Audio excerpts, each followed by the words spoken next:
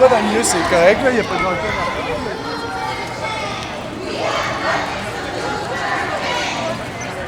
Est-ce que vous filmez pour un média en particulier? Moi.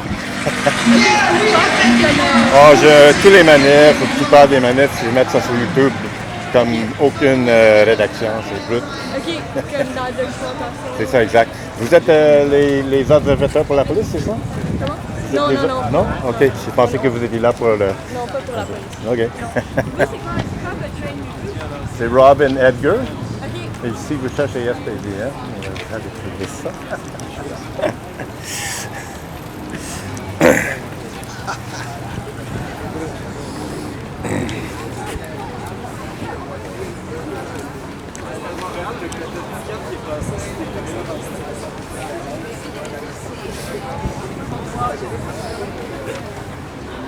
Yeah, I was there. It was for the, le chemin à... Yes. C'est une petite avantage, une petite amélioration par rapport à... C'est pour ça que...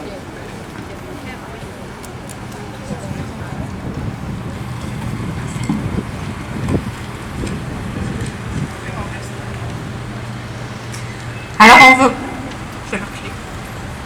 on va faire un petit arrêt ici. On est à proximité d'un des postes de police de Montréal. On les salue pas. On a quelques prises de parole. Ça va vous permettre de vous reposer un peu. Si vous avez besoin d'eau, il y en a encore dans le camion. N'hésitez pas à venir en chercher. Je vais passer le micro en premier à Linda Kellil de la Ligue des droits et libertés Section Québec. Section Québec? Du Québec! La Ligue des droits et libertés du Québec. Merci. Bonjour tout le monde. Merci de votre présence aujourd'hui. Donc, je m'appelle Linda Kellil, je suis porte-parole de la Ligue des droits et libertés du Québec, une organisation de défense des droits. Vous m'entendez bien? Ça fait pas de... OK. Une organisation de défense des droits qui a été fondée en 1963. Donc, la Ligue va avoir 60 ans aujourd'hui de lutte pour les droits humains au Québec. Moi, je vais vous parler aujourd'hui de la campagne en cours pour exiger l'interdiction des interpellations policières dans l'espace public qu'on appelle street checks, ce dont Maxime a parlé au point de rassemblement.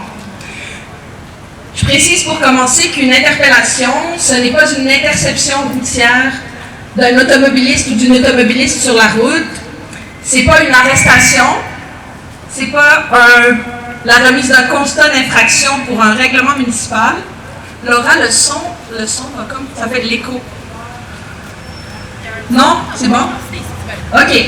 Donc, je disais, une interpellation, c'est pas une interception routière, c'est pas une arrestation pour avoir commis une infraction criminelle, c'est pas la remise d'un constat d'infraction, c'est pas une enquête policière. Alors, qu'est-ce que c'est une interpellation?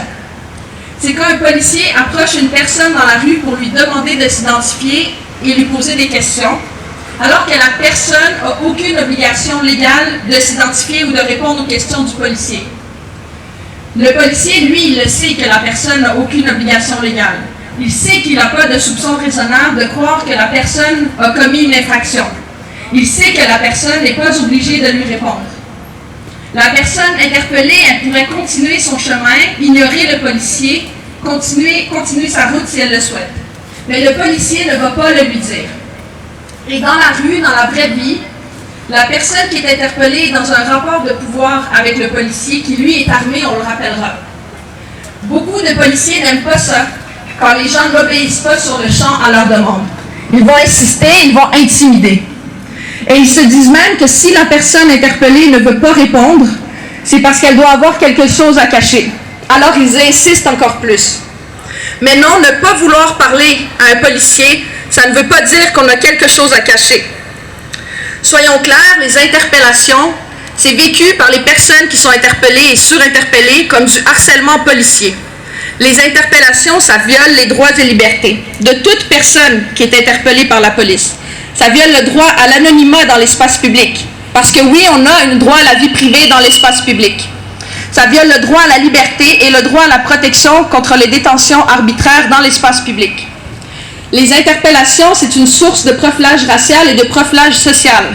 Parce que les personnes qui sont les plus interpellées par la police, ce sont les personnes noires, les personnes autochtones, les personnes racisées les personnes en situation de marginalité dans l'espace public.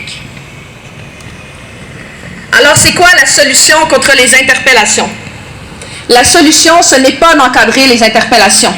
La politique sur les interpellations que le service de police de la Ville de Montréal et le ministère de la Sécurité publique ont adoptée en 2020, c'est pas une solution. On pourrait même dire que c'est une arnaque. La solution, et la seule solution, c'est d'interdire les interpellations, point. Parce que les policiers n'ont même pas le pouvoir de faire des interpellations au Québec. Comment on pourrait encadrer une pratique pour laquelle les policiers n'ont même pas le pouvoir de la faire? Pour lutter contre le profilage racial et le profilage social, il faut s'attaquer à la source de ce problème qui est systémique. Et la source, c'est les pouvoirs policiers. C'est pour ça que le 15 février 2023, la Ligue des droits et libertés a lancé une campagne pour exiger l'interdiction des interpellations policières par le gouvernement du Québec. Et c'est possible de le faire, parce que la Nouvelle-Écosse le fait depuis 2019. À ce jour, plus de 90 organisations ont signé la déclaration pour demander au gouvernement du Québec d'interdire les interpellations. Vous pouvez la signer aussi, à titre d'individu ou d'organisme, en allant sur le site web de la Ligue, liguedesdroits.ca. Et les militants et militantes de la Ligue ont aussi réalisé une brochure, un 10 questions-réponses sur les interpellations, pour tout comprendre sur ce problème et pourquoi il faut interdire cette pratique. Vous pouvez aussi la télécharger en ligne et la partager autour de vous. Et ce qu'on veut dire au gouvernement du Québec, c'est que la campagne va durer aussi longtemps qu'il le faudra, jusqu'à ce que le gouvernement interdise les interpellations qu'on appelle street checks. Et pour finir, j'aimerais vous parler du ministre de la Sécurité publique du Québec, François Bonnardel. Vous en avez peut-être entendu parler dans les médias. Le 15 mars dernier, ironiquement, le même jour que la Journée internationale contre la brutalité policière, le ministre Bonnardel a déposé un projet de loi pour modifier la loi sur la police. Le projet de loi numéro 14. Il a dit, et je cite, lorsqu'il a présenté son projet de loi, « Le projet de loi 14 est une avancée majeure en matière de lutte contre le profilage racial. » Il a répété ça dans les médias, jour après jour depuis le dépôt du projet de loi. Il l'a répété à l'Assemblée nationale à chaque fois qu'il en a eu l'occasion. Mais c'est faux. Son projet de loi 14 ne va absolument rien changer. C'est une coquille vide. Les mesures annoncées qu'il prétend être en matière de lutte au profilage racial, c'est de la poudre aux yeux. C'est une tentative du ministre de duper la population. Alors, on va être clair, le gouvernement de la CAQ et le ministre Bonnardel n'ont aucune intention de lutter sérieusement contre le profilage racial. Tout ce qu'ils veulent, c'est qu'on cesse de parler du profilage racial et des violations de droits par la police. Mais le message qu'on envoie aujourd'hui et qui est envoyé jour après jour par les différentes formes de mobilisation, c'est que les mobilisations ne vont pas s'arrêter. J'ai bientôt fini. Vous vous demandez sûrement qu'est-ce qu'il y a dans le projet de loi 14. Je vais vous résumer ça très rapidement, vous allez voir comment c'est absurde.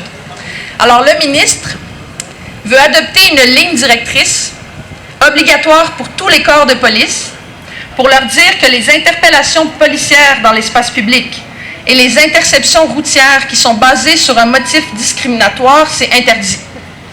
Et en même temps, il reconnaît que la Charte québécoise interdit déjà la discrimination.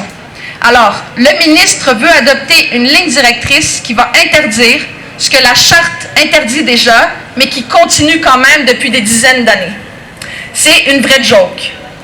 À quand un ministre de la Sécurité publique qui aura le courage de dire de façon ferme aux corps de police et aux associations de policiers qui ont beaucoup de pouvoir, ça suffit le profilage racial, et qui s'attaquera aux sources du profilage racial, c'est-à-dire les pouvoirs policiers. On ne l'a pas encore vu, ce ministre. On ne connaît pas encore son nom. Merci.